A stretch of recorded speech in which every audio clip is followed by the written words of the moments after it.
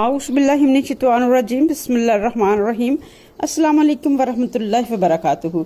दोस्तों, हम आज की इस वीडियो में जानेंगे हज़रत बिलाल रज़ियल्लाहु तआला अन्हु की शिरकत मुख्तलिफ ग़ज़वात में।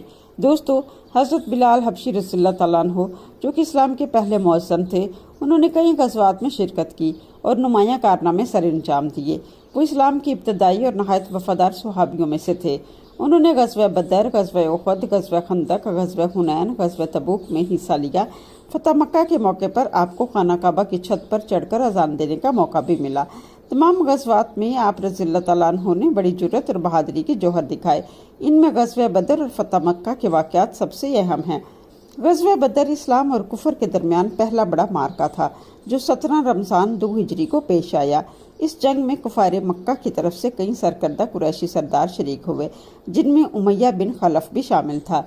उमैया बिन खलफ कुरैश के उन लोगों में से था जो नबी करीम सल्लल्लाहु अलैहि वसल्लम और मुसलमानों के सख्त दुश्मन थे।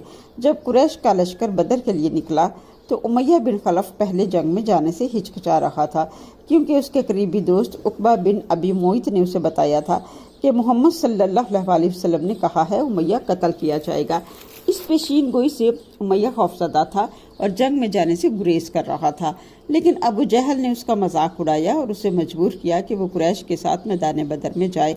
चुनांचे वो जंग के लिए रवाना हो गया, लेकिन वो खुद भी जानता था कि वो बच नहीं पाएगा।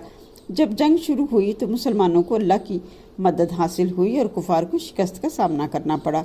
कुरैश के बड़े सरदार मारे जा चुके थे और बाकी लोग भाग रहे थे।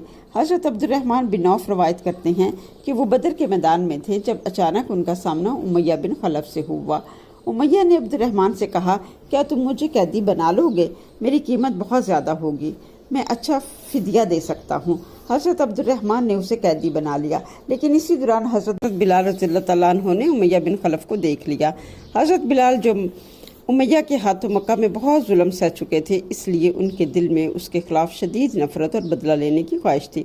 हज़रत बिलाल रज़ियल्लाहु तआला अन्हु ने बुलंद आवाज़ में पुकारा, ये उमैया बिन खलफ है, अगर ये बच गया तो इस्लाम के खिलाफ फिर से साजिश करेगा। ये सुनते ही मुसलमान इकट्ठे हो गए। हज़रत बिलाल ने ऐलान किया, उमैया को जिंदा नहीं बचना चाहिए। हज़रत बिलाल और दूसरे मुसलमानों ने हमला करके उमैया बिन खलफ को कत्ल कर दिया।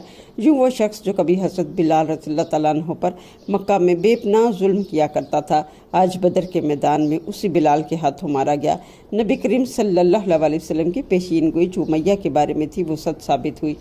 सरदारी कुरैश का मरना इस बात का सबूत था कि अल्लाह की पकड़ ज़ालिमों को ज़रूर आ लेती है। अल्लाह ताला ज़ालिमों को ज़्यादा मोहलत नहीं देता। हज़रत बिलाल रज़ियल्लाहु तआला अन्हु के लिए ये एक बहुत बड़ा इंतकाम था। ये वाक़ई इस बात की भी दलील है कि ईमान की कुव्वत और सब्र का नतीजा हमेशा कामयाबी की सूरत में निकलता है। आज के लिए बस इतना ही। नेक्स्ट वीडियो में इंशाल्लाह हम जानेंगे फ़तह मक्का के मौके पर हज़रत बिलाल रज़ियल्लाहु तआला अन्हु की खाना काबा की छत पर चढ़कर अज़ान देने का वाक़या।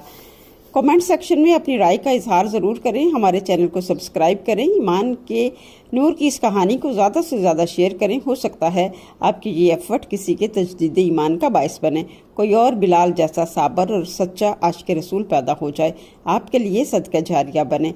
नेक्स्ट वीडियो तक के लिए अल्लाह हाफिज़, फ़ी अमान अल्लाह, जज़ाकल्लाह।